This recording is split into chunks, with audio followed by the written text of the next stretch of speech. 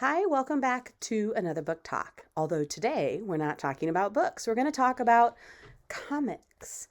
And one of the things that I love about comics is the excitement of waiting for the next issue.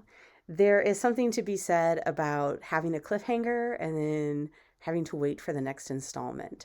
And I know for some people, oh, that's a killer. But if you watch TV, you're basically already doing that week to week. So, first of all, I want to go ahead and dispel the theory that comics aren't real books. And I already talked a little bit about this when I talked about adaptations of books into graphic novels. So, when you're reading a comic, please don't let anyone tell you that is not real reading. Because you're actually doing two things. First, you are engaging in literacy, reading literacy, which is you are reading actual print, okay? Secondly, you're engaging in visual literacy because you can't understand the story without also engaging in the pictures and interpreting what is happening along with the text. And so you're actually doing two forms of literacy. So, back at the people who are telling you it is not real reading. The second thing that is really awesome about comics, for those of you who may be parents or teachers or librarians, is that comics also add that prediction that I was talking about. So if somebody is getting a single issue of something and they're having to wait, that means they're also engaging in creativity and imagination and having to make predictions of what they will think will happen next. And so this is a wonderful form of early literacy and even literacy when we're older, because I still read comics. And so comics are a delicious form of literacy to engage with at any age. So today I really wanted to focus on just the value of comics. And I really wanted to focus on two comics that I really like that are actually Kickstarters. And so they're not ones that you are going to find, just going onto Amazon.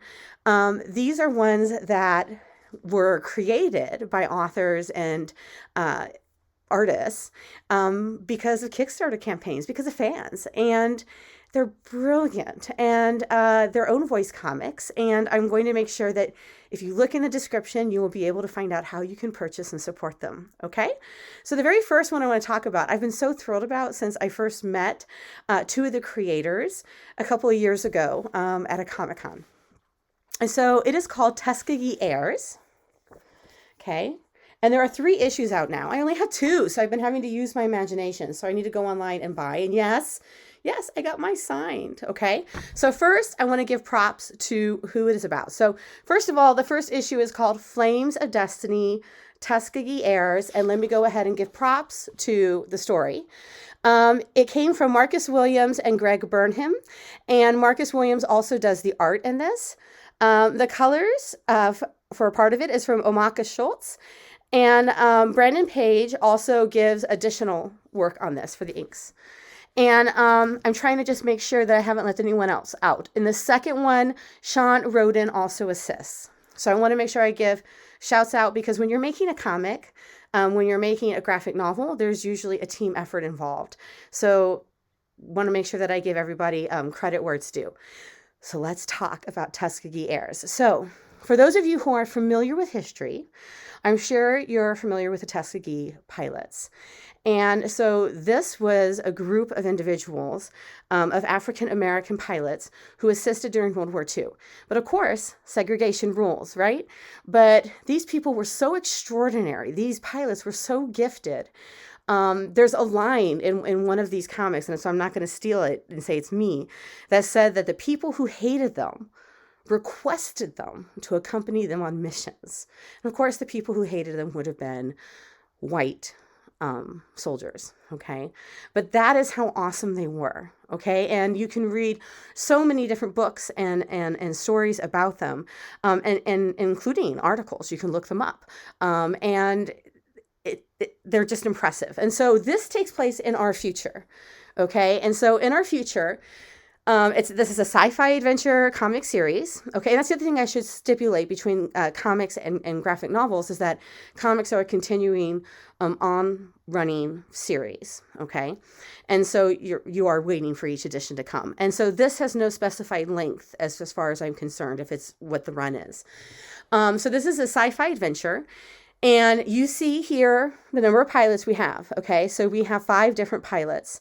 And they're in the future, and they're basically practicing using rescued planes that the Tuskegee pilots flew.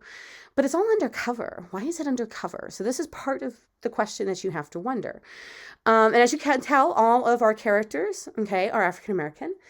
And the thing is that they're young, they're gifted, but there is something else that is out there. Okay, there is something else that has maybe invaded our world, or maybe it's a part of our world. You're not quite sure. All you know is that flight has been forbidden to humans. And read to find out. They take their code, and this is the cool thing. They take their code of ethics when it comes to aviation from the Tuskegee pilots. And you learn about the history, okay, of the Tuskegee pilots and the future. So you have this adventure too. And you also have a lot of these questions about why. Why is it that humanity is under attack? And why is it that it is these 5, right? These 5 that are going to be our salvation. And I'm just going to go ahead and show you to the cover of the next issue. They're not just incredible pilots, they're incredible soldiers, okay, for lack of a better word.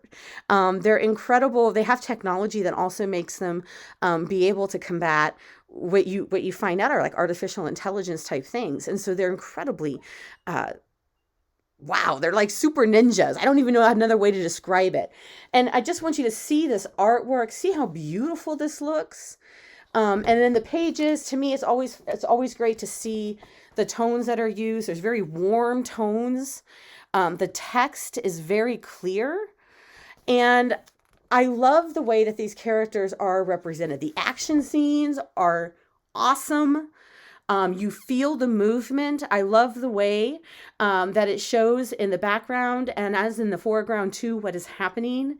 And I also just love the asymmetrical balance that you can see here on this double spread. So this is a really exciting series. This is one that makes me go, I need to know more. I need to know more. I want to know more. I love it. So I definitely recommend it. And please check out where you can purchase it and some other swag from their sites. And you can support these artists in their endeavor. When I did meet them and I talked with them, I know that they want to make sure that they retain control of it because they have had offers to purchase. But they want to retain control of their idea of how they see this going. And they want to make sure that it remains a Black-owned enterprise. And so please definitely check them out. The other one that I want to share with you is Harriet Tubman, Demon Slayer. Get out. Get out. Okay, so before I talk about it, this is by David Crownson and Cortland Ellis. Okay, and get another Kickstart. It does say Kingwood Comics up in the very top. And in the second issue, besides those 2 individuals still being on here, it also lists Joey Vasquez and Josh Berkman as being contributors.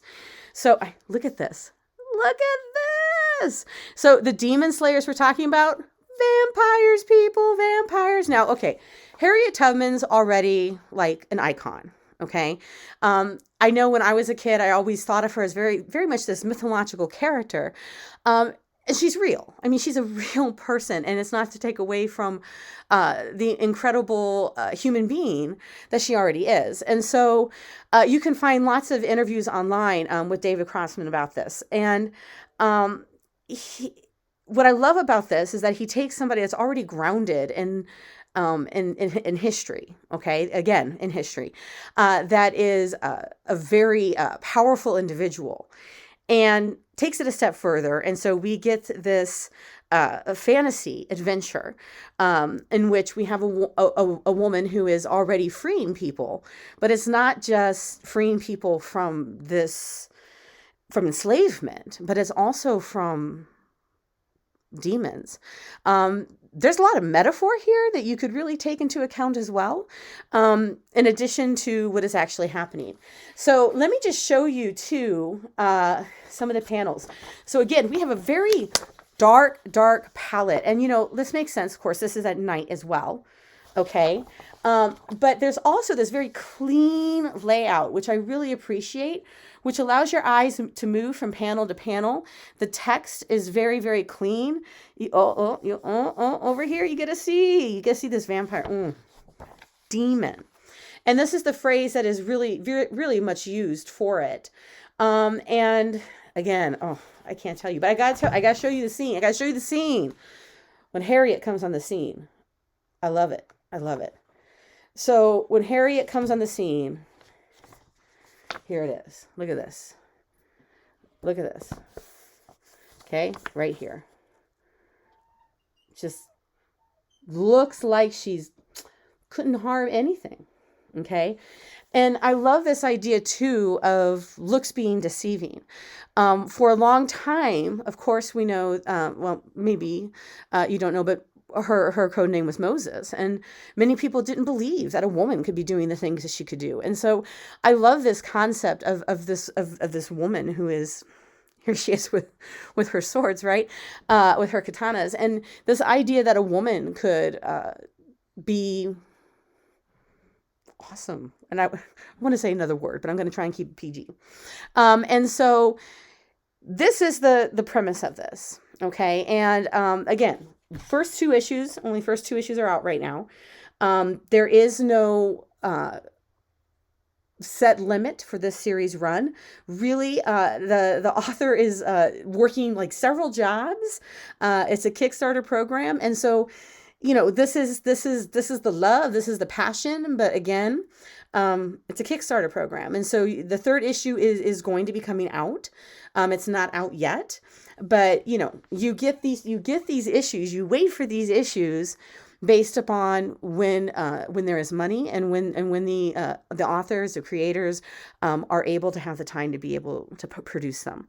And so show them some love. Now for mine on this one, I'm going to give you the link where I purchased. These are a little harder to find. They don't have a website. I know that some people are struggling, and I got mine from Mahogany Books, which is an independent Black-owned bookstore. And so I'm very grateful to them for supporting creativity like this. So thank you. And but yeah, this is awesome. Just gotta go back to this. Look at this. And so this is the next time. This is what we're left with for the next time. Ooh, look at her. Look at her. So I don't feel like I need to give you too much information, because we all know who Harriet Tubman is. And I will say though, for the opening, when this opens up, we have a family that is trying to escape enslavement, and demons show up. But then so does Harriet. All right. So once again, let me just remind you of the two comics I talked to you about today. One is Tuskegee Heirs. Okay. And the first volume is called Flames of Destiny. Well, this run is called Flames of Destiny. And again, they have their own website. But this is the stories by Marcus Williams and Greg Burnham. And again, we have Harriet Tubman, Demon Slayer by David Crownson and Cortland Ellis. And it's great. And I wanted to bring to light some comics that you may not be aware of because they are Kickstarters, but that I found to be really exciting. There's so many wonderful comics out there. One of the ones that springs to mind is I love that Jean Lewin Yang, for example, in the reboot of one of the Supermans, Superman's now over in China.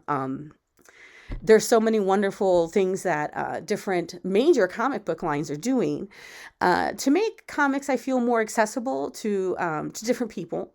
And just read, have fun and read. I mean, when I was a kid and we'd go to used bookstores with my grandparents, there was one used bookstore that had boxes of comics. That was where I spent my time. And I'd go through them. And then I see one, I'd be like, oh, magic. And I don't think I ever read a complete series run when I was a kid. Because I never found a complete series run because we didn't have a local comic book shop. So look for your local comic book shops. They're more available now, I think, than when I was a kid in the late 70s and 80s. And find what you love. you're going to find something that's just going to pull at you. And remember to support those comics. They come out singly like this, and it's fun. It's fun. And you might be able to support your independent comic book store by even having them delivered right now during COVID. And so enjoy. And if there's ever anything you're looking for, I'm your comic girl too. So until then, happy reading, good health.